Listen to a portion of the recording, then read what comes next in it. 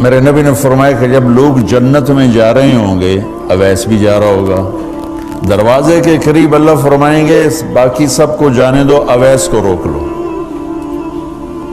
تو وہ اویس پریشان ہو جائیں گے کہ اب بوئے پہ آتے کیوں رکاوٹ بن گئی، دروازے پہ آگے کیا رکاوٹ ہو گئی؟ تو وہ کہیں گے یا اللہ آپ نے مجھے کیوں روکا ہے؟ تو اللہ تعالیٰ فرمائیں گے پیچھے دیکھو، پیچھے دیکھیں گے تو جہنم کے لوگ کھڑے ہوں گے، مجرم۔ کہیں گے اویس تو نے مجھے خوش کیا ماں کی خدمت کر۔ کیا کہا؟ ماں کی خدمت کر کے۔ جو بیچاری مائیں ذلیل ہو رہی ہیں، یہاں زیادہ ہوتی ہیں، پاکستان میں کم ہوتی، پر ہوتی وہاں بھی ہیں۔ اسی سفر میں کتنی ماؤں کے اتنے پرچے آئے کہ میرا بیٹا شراب پیتا اور پھر مجھے گالیاں نکالتا۔ بھر گئے میری جیبیں پرچوں سے، کیونکہ مستورات بھی بیان میں آتی تھی، تو ہر بیان میں کوئی نہ کوئی پرچہ آیا کہ میرا بچہ مجھے گالیاں نکالتا ہے، شراب پیتا ہے، زنا کرتا ہے، پھر مجھے گالیاں نکالتا ہے۔ تو یہاں زیادہ ذلیل ہے، ہمارے ہاں بھی کوئی کم ذلیل نہیں ہے۔ کوئی قسمت والی ماں ہے جس کو فرما بردار اولاد ملتی ہے، تو اللہ فرمائیں گے اویس تو نے مجھے بہت خوش کیا ماں کی خدمت۔ دیکھیے جہنم کے لوگ کھڑے ہیں، تو انگلی کا اشارہ کرتا جا، اللہ جدھر جدھر تیری انگلی کا اشارہ ہوگا ادھر ادھر لوگوں کو جہنم سے نکال کے جنت میں ڈال دوں۔ آج میں تیری توفیل لاکھوں آدمیوں کو جنت میں پہنچاؤں گا۔ عدد ربیہ و مدر، لاکھوں کا لفظ نہیں آتا، ربیہ و مدر عرب کے دو قبیلے اپنی تعداد میں سب سے زیادہ تھے، تو اللہ تعالیٰ کہیں گے اویس آج تیری توفیل جتنا ربیہ اور مدر دو بڑے قبیلوں کے لوگ ہیں اتنے مجرم آج تیری توفیل جنت میں ڈال دوں۔ سبحان اللہ اکبر۔ جب میرے رب نے مقام بخشا کہ عمر اور علی سے کہا جا رہا ہے دعا کروانا، اور جنت کے دروازے پر کھڑا کر کے فرمایا جا رہا ہے پیچھے نظر دوڑا، دیکھ جتنے جہنم کے لوگ کھڑے ہیں، اشارہ کر تیرے طفیل آج ربیہ اور مضر کی تعداد کے برابر لوگوں کو جنت میں ڈالوں۔ ایک اور واقعہ بھی سناتا ہوں۔ آپ نے فرمایا میں آج رات جنت میں گیا۔ ایک تو معراج ہے جو جاگتے ہوئے، خواب میں تو بہت دفعہ ہوا، آج رات میں جنت میں گیا، میں نے آواز سنی قرآن کی تلاوت۔ میں نے پوچھا یہ کون تلاوت کر رہا ہے؟ ان کا جی یہ حارثہ بن نعمان ہے۔ تو آپ نے کہا حارثہ بن نعمان، وہ تو مدینے بیٹھا ہے۔ دیکھو آپ کو سنانے کے لیے مائک لگا ہوا ہے اوپر، تھوڑے سے لوگ آپ، اور حارثہ کی آواز جنت میں جا رہی ہے اور وہ مدینے بیٹھے ہوئے ہیں، 7 آسمان پار کر کے آواز جا رہی ہے۔ وہ کیسے پوری جنت میں اس کی آواز کیوں آ رہی ہے؟ کہ یا رسول اللہ انہوں نے ماں کی ایسی خدمت کی ہے کہ اللہ تعالیٰ نے خوش ہو کر کہا ہے حارثہ جب قرآن پڑھے ساری جنت کو سناؤ، ساری جنت کو سناؤ۔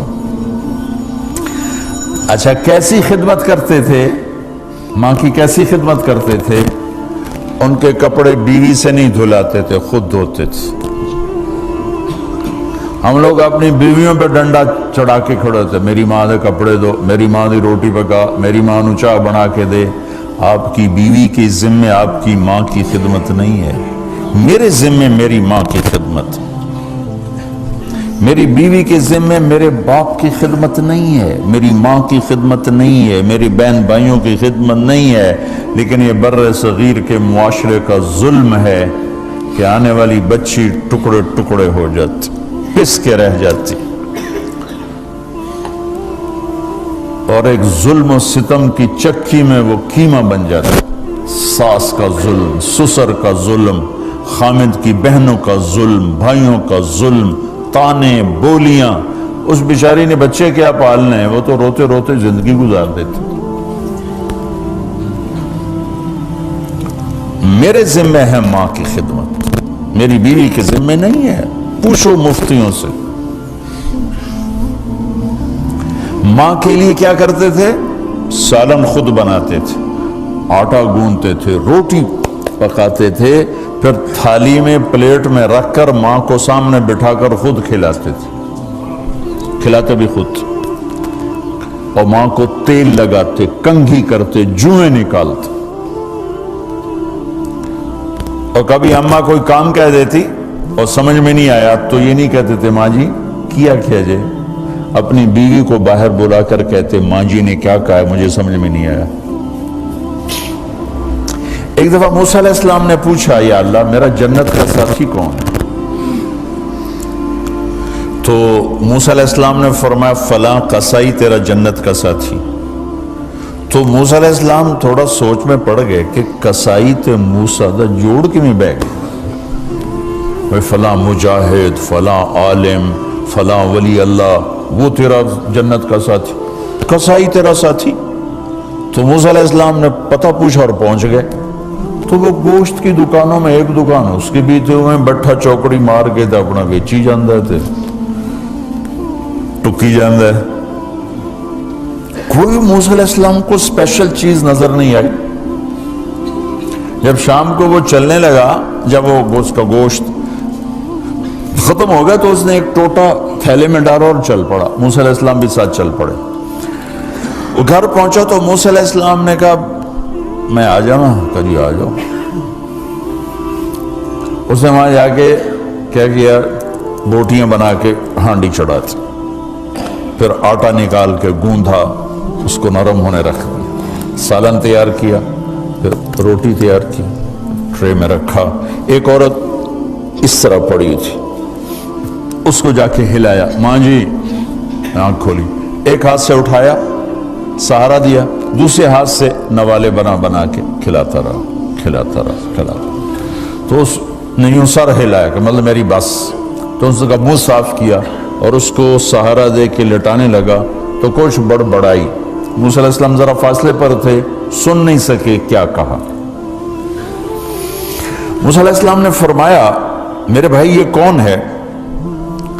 کہا جی میری ماں ہے، اور میں جب صبح جاتا ہوں نا کام پر تو اس کے سارے خدمت کر کے روٹی پانی کھلا پلا پھر میں جاتا ہوں، پھر جب شام کو واپس آتا ہوں تو پہلے میں اس کی یہ خدمت کرتا ہوں۔ بیوی سے نہیں کہا، خود کیا۔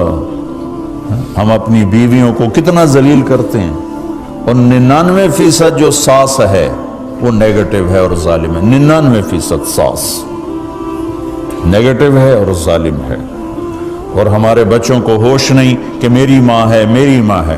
ماں کی وجہ سے بیوی کو تباہ نہ کرو، اور بیوی کی وجہ سے ماں کو تباہ نہ کرو، اس میں بیلنس کرو۔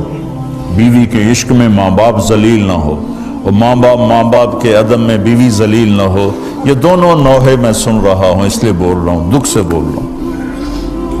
کہا جی میں شام کو پھر اس کی خدمت کرتا ہوں، اب بچوں کو بعد میں دیکھتا ہوں۔ کہا اچھا یہ بتا یہ کیا کہہ رہی تھی؟ لٹا رہے تھے۔ کہنے لگا جی بس ماں جو ہوئی جب بھی خدمت کرتا ہوں تو کہتی اللہ تجھے جنت میں موسیٰ کا ساتھی بنا۔ میں تو جی کمی کسائی تے موسیٰ کلیم میرا دا کی جوڑ ہے۔ میں کہا پترا تیرا جوڑ بنا چھڑے تیری ماں۔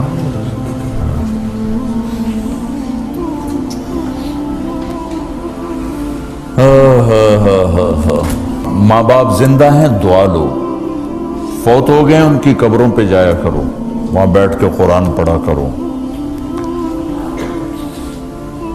جو بچہ پڑھے گا وہ اتنا طاقتور ہو کے ماں باپ کو لگے گا، اگر وہ فوت ہو چکے ہیں،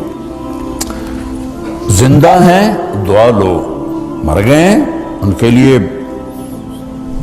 ان کی قبر پہ نہیں جا سکتے ہو، یہاں کی زندگی بہت تیز ہے، کبھی تو جایا کرو، کسی ویکنڈ پہ چلے جایا کرو، کسی اتوار پہ چلے جایا کرو، کسی ہفتے کو چلے جایا کرو، مہینے بعد 2 مہینے بعد، سال میں 1 دفعہ سے، کہ یہ ان کا حق ہے۔ ان کا حق ہے۔ اور ابن القیم رحمۃ اللہ علیہ نے ایک واقعہ لکھا ہے کہ عبداللہ بن مطرف رحمۃ اللہ علیہ نے خواب دیکھا کہ قبریں پھٹیں اور لوگ نکلے اور کوئی چیز ایسے اٹھا رہے ہیں، ایسے اٹھا رہے ہیں، ایسے اٹھا رہے ہیں۔ ایک آدمی نکلا اور جا کر ایک درخت سے ٹیک لگا کے بیٹھ گیا۔ یہ اس کے پاس جا کر کہتے ہیں بھئی آپ کون لوگ ہو؟ وہ کہتے ہیں ہم ایمان والے ہیں۔ کہ یہ کیا ہو رہا ہے؟ کہ جو رشتہ دار ثواب بھیجتے ہیں یہ وہ اکٹھا کر رہے ہیں۔ کہ تم کیوں نہیں اکٹھا کر رہے ہو؟ کہ میرا بیٹا حافظ قرآن ہے، ایک قرآن روزانہ ختم کر کے مجھے بھیج دیتا ہے، تو میں نے پرچون دی لوڑ نہیں رہ جاندی، میرا تھوک دا کام۔